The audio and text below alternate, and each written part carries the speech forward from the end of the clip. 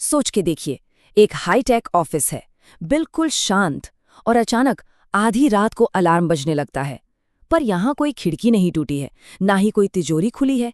यहाँ चोरी हुई है डेटा की। और बस यहीं से हमारे डिजिटल जासूस यानी कंप्यूटर फोरेंसिक्स एक्सपर्ट की एंट्री होती है। तो चलिए इसकी दुनिया में थोड़ा और गहरा उतरते हैं।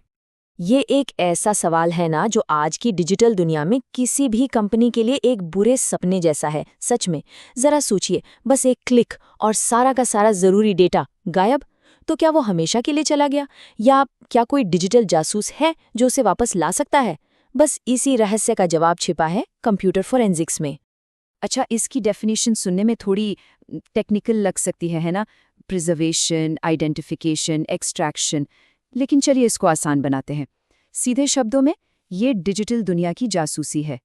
सिंपल, जैसे एक रियल लाइफ डिटेक्टिव सुराग ढूंढता है, बिल्कुल वैसे ही एक कंप्यूटर फोरेंसिक्स एक्सपर्ट डिजिटल सबूतों को ढूंढता है, उन्हें बचाता है और उन्हें समझता है, क्योंकि आखिर में सच्चाई सामने लानी है।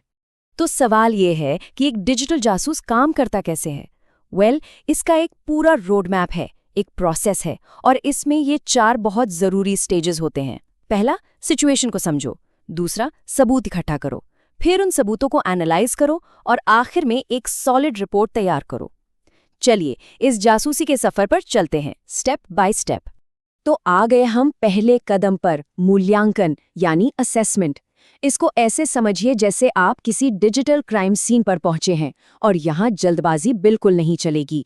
इन्वेस्टिगेटर पहले पूरी सिचुएशन को शांति से समझता है, क्योंकि एक गलत कदम और सारे सबूत हमेशा के लिए मिट सकते हैं। ये पूरा खेल सब्र और सावधानी का है। और यहाँ एक बहुत ही इंटरेस्टिंग चीज है। जानते हैं, इन्वेस्टिगेटर का पहला काम सबूत ढूंढना नहीं होता। उनका पहला काम होता है आग बुझाना, मतलब सिस्टम को और डैमेज से बचाना, हैकर को सिस्टम से बाहर निकालना, सिक्योरिटी लूपहोल्स को बंद करना। जब सिचुएशन कंट्रोल में आ जाती है ना, तब असली जासूसी शुरू होती है। किसी भी इन्वेस्टिगेशन से पहले ये पेपर वर्क, मतलब कागजी कार्यवाही, सुपर इंपॉर्टेंट है। क्यों? रिटन परमिशन से ये पक्का हो जाता है कि इन्वेस्टिगेशन लीगल है। पॉलिसीज और कानून को समझने से किसी के राइट्स का गलत इस्तेमाल नहीं होता। और हर कदम को डॉक्यूमेंट करना। एक बात हमेशा याद रखिए, अगर ये लिखा नहीं गया तो कानूनी तौर पर यह कभी हुआ ही नहीं। It's that simple. चलिए अब बढ़ते हैं फेज 2 की तरफ, सबूतों को हासिल करना यानी अक्वायर करना। ये एक बहुत ही नाजुक काम है, बिल्कुल वैसे जैसे किसी क्राइम सीन से फोरेंसिक्स टीम उंगलियों के निशान उठाती है। बहुत ध्यान से। यहाँ गोल ये है कि डिजिटल सबूतों को इस तरह से कलेक्ट किया जाए कि उनमें जरा सा भी बदलाव ना आए, क्योंकि सिर्फ एक बिट का बदलाव भी पूरे केस को कमजोर कर सकता है। और ये बात बहुत जरूरी है, डिजिटल सबूतों की जो नेचर होती है ना, वो काफी वॉलेटाइल होती है। मतलब कुछ सबूत, जैसे कंप्यूटर की मेमोरी में जो डेटा होता है, वो पलक झपकते ही गायब हो सकता है। सोचो, कंप्यूटर बंद हुआ और सबूत खत्म। इसीलिए इन्वेस्टिगेटर्स को घड़ी के साथ रेस लगानी पड़ती है। यहाँ हर एक सेकंड कीमती है। अब देखिए, एक डिजिटल जासूस अपने जादुई बक्से के बिना अधूरा है। उनके पास खास टूल्स और डिवाइसेस होते हैं, जैसे कि राइट प्रोटेक्शन डिवाइसेस। ये क्या करते हैं? ये पक्का करते हैं कि ओरिजिनल एविडेंस के साथ कोई छेड़छाड़ ना हो। और फिर आते हैं स्पेशल सॉफ्टवेयर जैसे एनकेस या एफटीके, जो छुपे हुए या डिलीट किए गए डेटा को भी ढूंढ निकालते हैं। कमाल के टूल्स हैं सच में। तो ये बिटवाइज कॉपी आखिर चीज क्या है? देखिए, ये नॉर्मल फाइल कॉपी पेस्ट जैसा बिल्कुल नहीं है। ये पूरी की पूरी हार्ड ड्राइव की बिट बाय बिट एकदम परफेक्ट आइडेंटिकल कॉपी है। मतलब इसमें डिलीटेड फाइलें भी आ जाती हैं, खाली स्पेस भी आ जाता है, सब कुछ। और पूरी इन्वेस्टिगेशन हमेशा इसी कॉपी पर होती है, ताकि ओरिजिनल सबूत हमेशा सेफ और अनटच्ड रहे। ये जो प्रोसेस है ना, चेन ऑफ कस्टडी, ये कोर्ट में सबसे जरूरी चीजों में से एक है। इसको एक डायरी की तरह सोचिए। ये डायरी बताती है कि सबूत कब, कहाँ और किसके पास था। हर बार जब एविडेंस हाथ बदलता है, उसको लॉग किया जाता है। और अगर इस चेन की एक भी कड़ी टूटी, तो अदालत उस सबूत को रिजेक्ट कर सकती है। इतना जरूरी है ये। तो अब हम आ गए हैं फेज 3 में, एनालिसिस। और सच कहूं, असली जासूसी का मजा यही है। सबूत अब हाथ में है।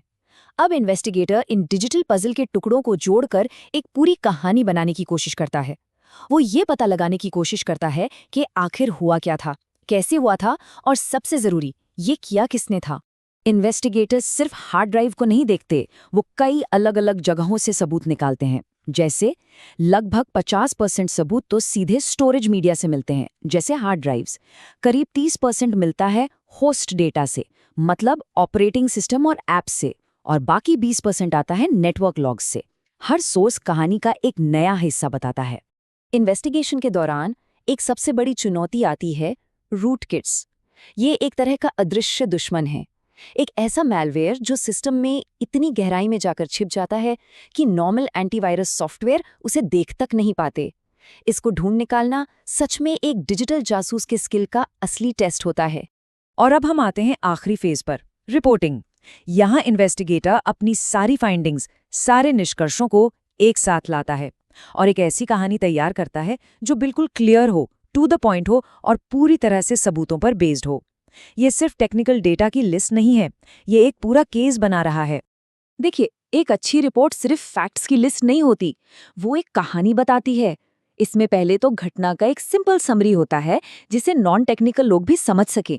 फिर सबूतों की पूरी डिटेल होती है कि क्या मिला और कैसे मिला, और आखिर में एक क्लियर कट कंक्लूजन जो सीधा सबूतों से जुड़ा हो।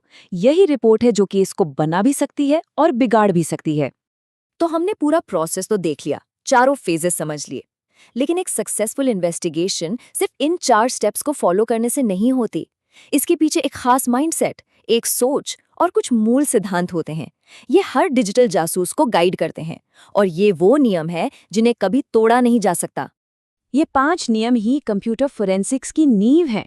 इंटेग्रिटी यानी सबूतों को उनके ओरिजिनल रूप में रखना, डॉक्यूमेंटेशन, अगर लिखा नहीं तो हुआ नहीं, टाइमलीनेस, वक्त पर काम करना, ऑब्जेक्टिविटी, डेटा के पीछे चलना अपनी सोच के नहीं, और लीगैलिटी, हर काम कानूनी और ऑथराइज्ड हो। यही नियम पक्का करते हैं कि इन्वेस्टिगेशन ना सिर्फ इफेक्टिव हो बल्कि एथिकल और लीगल भी हो, और उसके नतीजों पर भरोसा किया जा सके। और आखिर में एक सवाल जो सोचने पर मजबूर करता है। आज हम क्लाउड कंप्यूटिंग, आईओटी और एआई के दौर में जी रहे हैं। डिजिटल क्राइम और भी स्मार्ट और भी कॉम्प्लेक्स होते जा रहे हैं। तो आने वाले कल के डिजिटल जासूसों को इन नई चुनौतियों का सामना करने के लिए अपनी प्लेबुक को, अपने तरीकों को कैसे बदलना होगा?